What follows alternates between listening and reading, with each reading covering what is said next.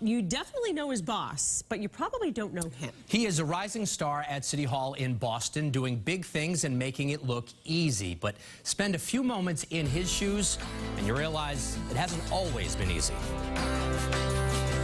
Dan Coe has a good title, but for now, let's just call him Local Kid. I wanted to play second base for the Red Sox. Yeah, me too. Is that where you wanted to be? Second base or shortstop. I was a huge Nomad fan. Dan grew up in Andover, the middle child of a Lebanese mom and a Korean dad, who was the state's public health commissioner, which got Dan a pretty cool assignment. My first job when I was 13 was doing sting operations in my town to buy cigarettes. In school, though, Coe was struggling. I had a lot of trouble focusing in school.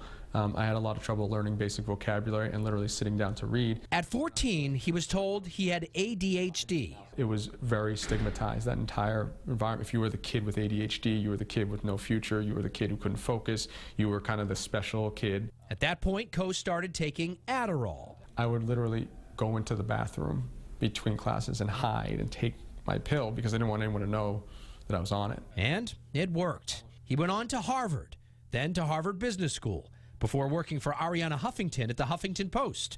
And then 2 years ago, at age 29, Boston Mayor Marty Walsh gave Local Kid another cool title, Chief of Staff. He has a different approach to things, and you know, he's a millennial, he's younger, bringing new energy to the office, and really, he was really excited about it, really persistent about it. So I knew that we would fit well together. I didn't realize how well we'd fit together. Political love fests don't last long without success, so Coe is stepping up to the plate. So these are similar to the statistics that Major League Baseball teams are using now to scout players. Exactly. His love for baseball inspired his new brainchild, CityScore.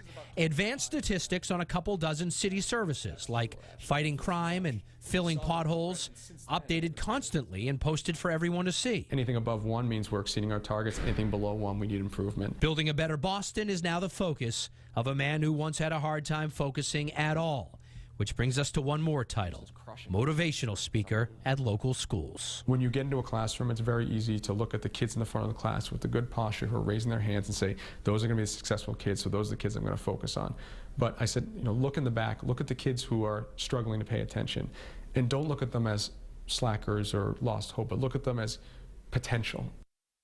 And he's got a lot of potential, I'll tell you that. You saw him there at the marathon medal. He's run 21 of them, I think is the number, and he's getting married soon. He says someday he wants to be an elected politician, but I said, do you want to be president? He said, no, I don't think I want to go that high. No? No. So interesting. He's bringing that sort of Moneyball style of stats to the City Hall, which is fantastic.